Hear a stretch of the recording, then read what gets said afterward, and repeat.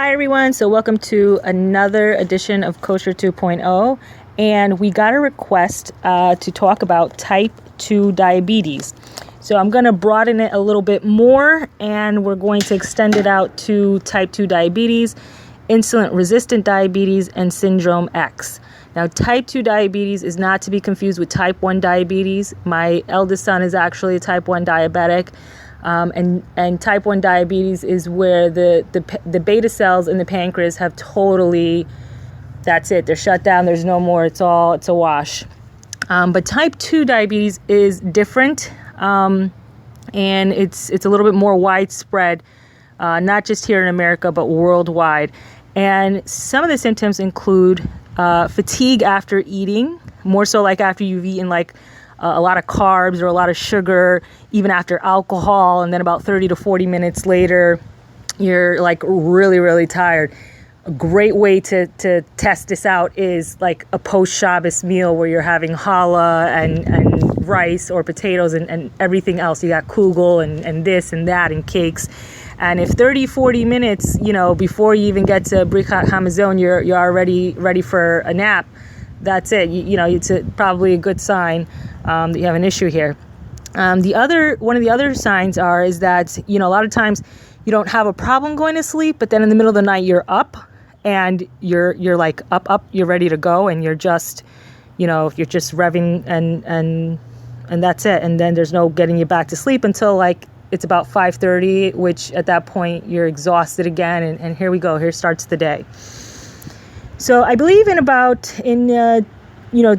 2012, I believe it was estimated that 30% of Americans had type 2 diabetes. And at that time, they had estimated that by 2022, that number would rise to 50% of Americans.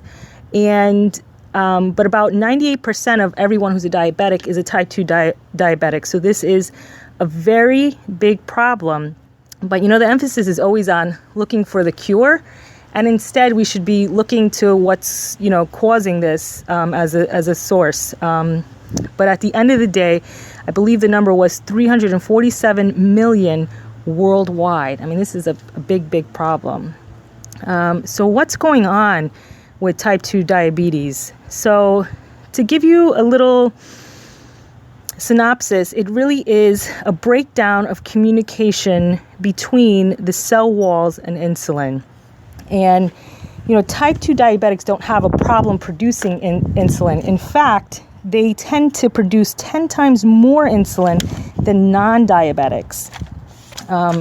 So what's the metabolic process going on in the body? So, you eat, and so your body has this sugar as it's breaking it down. And by the way, all carbs break down as sugar. So you can have something that's sugar-free. If it has carbs, it still has sugar. End of story. And we learned that at Yale. So even the doctors will agree with that. So your body has sugar in the blood, and then at that point, your pancreas will secrete insulin. So you have insulin flowing in the blood, which normally would attach and bind itself to the cell wall of your body. And it does this by means of a receptor, which it allows the insulin to get into the cell wall. So if you're minerally deficient particularly, it doesn't allow the communication to go through. There's kind of a lack of communication. And what ends up happening is that it causes the buildup of insulin in the blood. So at that point, it begins to force itself through the cell wall. Once it starts doing that, it leads to all kind of damages. And forget about your, I'm tired today, I'm fatigued, which, is its own problem. Triple this, quadruple this, you're having this problem 1 week, 2 weeks, 2 months, 2 years, 20 years. What ends up happening? We hear it all the time. You go blind, you have nerve damage, you have, Chas v'shalom, you have an amputation. So, this really is a serious, serious issue. Some of the ways that you can combat this problem is, for one, you're staying away from foods that have, high inflammation factors. We talk about the gluten. I'm not going to keep beating up on gluten, but we've already talked about it. That's an issue. Sugar's not an issue. It's how much sugar you're taking in and what kinds of sugar you're taking in. There was an interesting research study on lab rats on fructose corn sugar, and they noticed something very, very interesting. The fructose, which is, it's kind of, it's a knockoff sugar, the body really didn't know how to process it. So it had this funny reaction in the body. Anything in the body that is not recognized as a natural source, this is why, like, the promotion of whole foods and intaking whole foods is we're starting to hear it more and more. If your body doesn't know what to do with something that's, like a foreign or an artificial source, it stores it as fat. Let me repeat that again. If your body doesn't know what to do with it, it stores it as fat. Okay, that was life-changing when I heard it. So when your body has regular sugar, it knows what to do with it. Your body has butter as opposed to margarine and Crisco, which, if I told you the truth behind that and the history of that, you'd be really shocked that that's even legal to sell some of these things. But when your body has butter, it knows what to do with it. When your body has real salt, it knows what to do with it. When your body has real whole foods, it knows what to do with it. And if it's not real, if it's not authentic, it knows what to do with it. It stores it as fat. So that's not fun for me. So what are some of the things? Aside from staying away from inflammatory foods, you want to look for something called the Maquis berry, Maqui berry. I believe the Inca Indians used this a lot in their diets, which not only helped with their blood sugar, but it also had a great effect for the health of the eyes. It was a great antioxidant. It's not that well spoken. It's not that well known, but I've been using it now for about a year, and I've really become a fan of it.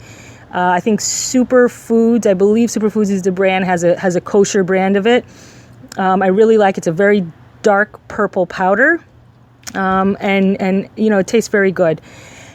Cinnamon is great for leveling off blood sugars. Chromium and vanadium actually are the two major deficiencies with type 2 diabetes. And I believe, I don't know if it was in 1957 or 1958, there was a doctor by the name of Dr. Mertz who completely eliminated type 2 diabetes in lab rats. So that was very interesting to find out. Most of your minerals come from, not most, all of your minerals come from soil. So Hashem is the only one who gives us the minerals. They're not in vegetables. They're not in your fruits, unless it's in the soil. If it's not present in the soil, it's not there. If you're buying foods from commercially farmed places, those soils have been, turned over and over and over, and it's not being replenished. So, guess what? If it's not there, it's not there. There's no voodoo science in that. And so you see people who they're starting to get these illnesses, and they're like, well, I'm eating so good. I'm eating fruits and vegetables all the time, and I'm exercising. I'm doing what I'm supposed to do, and they die of a heart attack at 50. So, there's got to be some truth in all of this. So, but again, you don't want to just cherry pick out certain minerals. All the trace minerals work in tandem with each other, and they have a synergistic effect in the body. So really, it's not like take one over the other. Take them all. With that said, when you're taking minerals, there's something called phytates. So phytates, they're not bad, but when you're taking them right next to your minerals, what they tend to do is slow down the absorption of those minerals. So if you're going to take a mineral supplement, it's best to do it in between meals and not necessarily with a meal. So that's something very important to keep in mind. Along with some dietary changes, you may want to keep away from fried foods, processed meats. So that's including like your deli meats, your hot dogs, anything with like nitrates and nitrites, which have a very negative chemical effect in the body. So salad oils, margarine, mayo, and regular oils. I don't care if it's coconut oil. I don't care if it's, extra virgin oil. I don't care what it is. It will cause an oxidation in the body. It's no bueno. Now, with that said, when you're dealing, there's two ways I've been approaching it.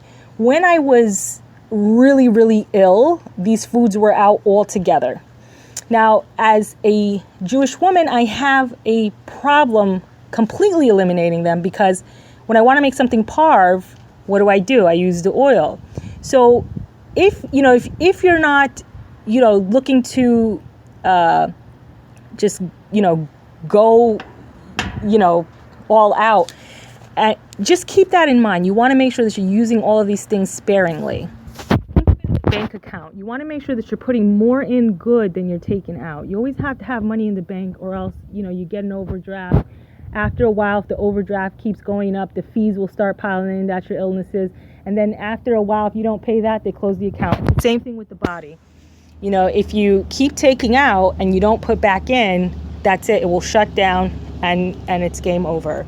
So again, I just want to point out that this information is just that. It's information. It's not intended to be a replacement for your doctor. Every family has to decide what steps they want to take for their own health and wellness, but this is just some informational tools that you can use to help you make a more informed decision.